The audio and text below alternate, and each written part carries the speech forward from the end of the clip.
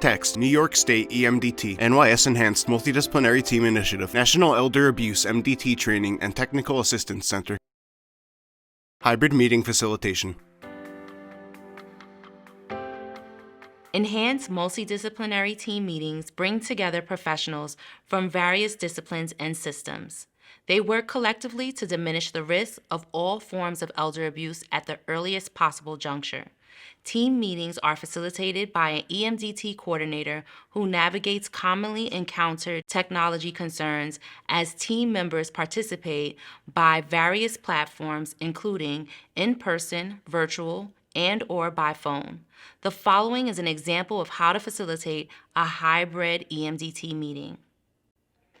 All right, good morning, everyone. Thank you for joining us for our meeting today. I'm Betsy Ferner. I'm the E-MDT coordinator for the team. The coordinator ensures that all attendees are introduced, whether they are in person or virtual. The coordinator also sets out basic guidelines for how to participate in the meeting, the various channels of communication, and basic decorum.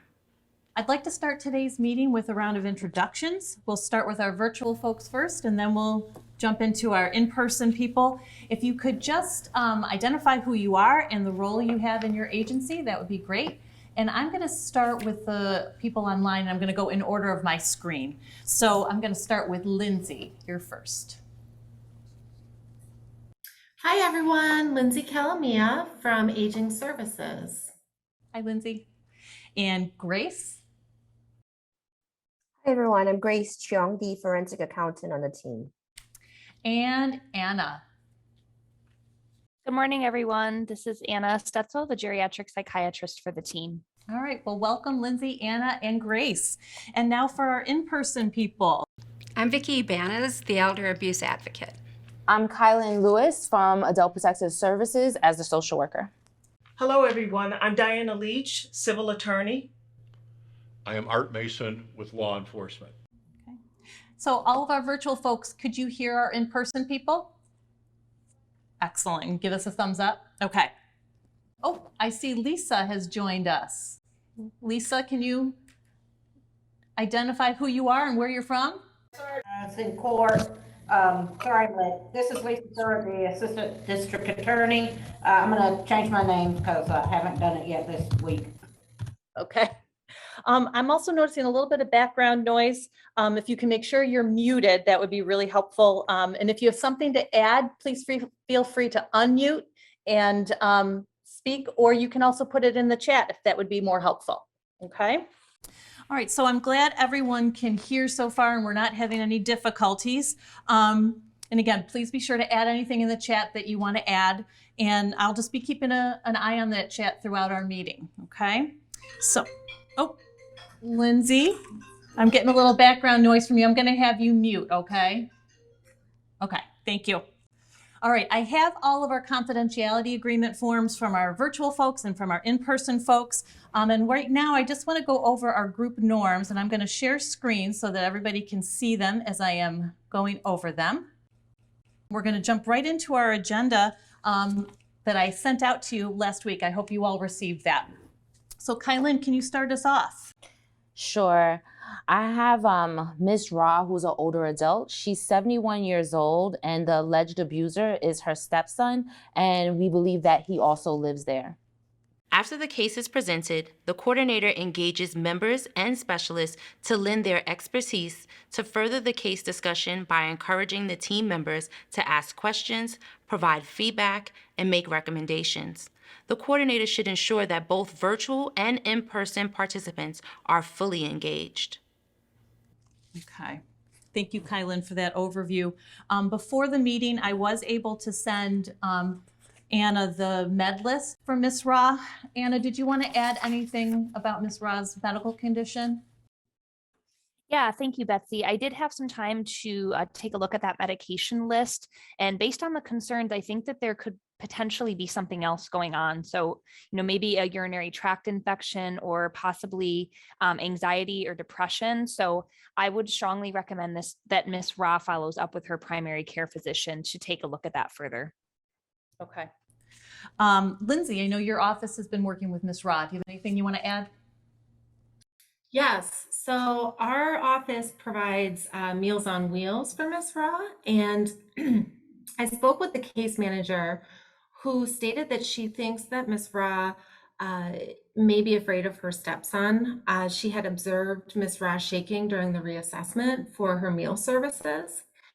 They're also questioning if Miss Ra is actually eating the meals herself, or possibly they might be going to someone else, or if they're getting to her because of the weight loss concerns that were previously mentioned.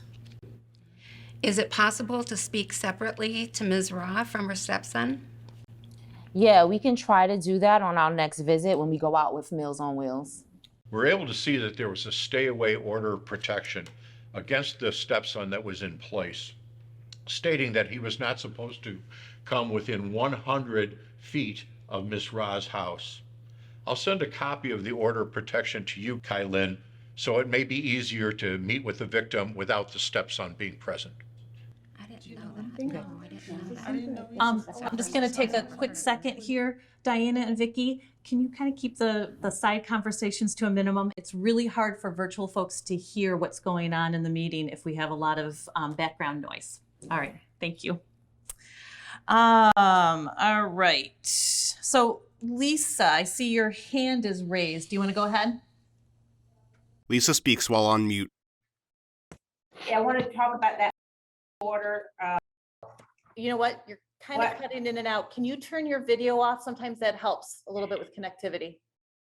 All right, let's try it again. So what I wanted to say was that if the stepson is there, given the protective order, that should be a 911 call for either APS or Meals on Wheels.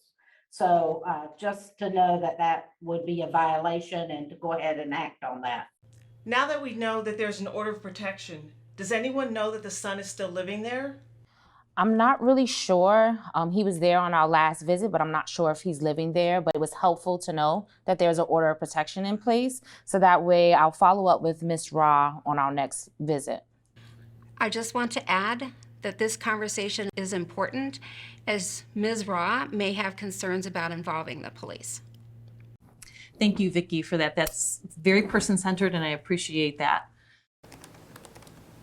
Oh, I'm seeing a chat. Grace has added a question. Has anyone seen any bank records from the victim? Grace, did you want to add anything to that? Yeah, I was just wondering if we know anything about Ms. Ra's financial situation. Property tax arrears are suspiciously high, so it might be worth us having a look at bank statements or records if possible. Lisa's video reappears.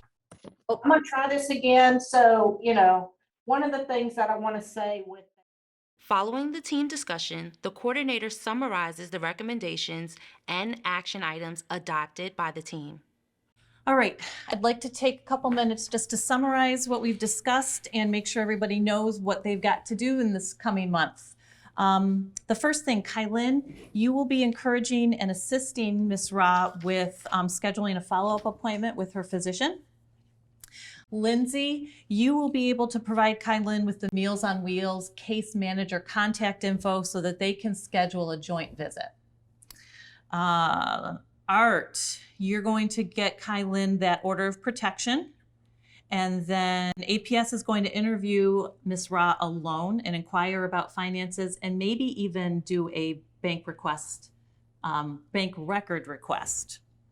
And then finally, and most importantly, if the victim's stepson is on the premises, with consultation with Ms. Ra, APS will help her make a 911 call to report that violation. Okay, so I will send out the action plan to everybody on the team so that they have a record of what needs to be done. Please let me know if there are any updates or changes that we should be aware of. Otherwise, I will be getting in touch with all of you before next month's meeting to see if we need to put the case back on the agenda or not. Okay? All right, thanks everyone for that. A credits page listing the following logos: Weill Cornell Medicine's New York City Elder Abuse Center, Lifespan of Greater Rochester, Red Wind Consulting, University of Southern California's Keck School of Medicine / National Center on Elder Abuse and National Clearinghouse on Abuse in Later Life. A disclaimer statement is also included.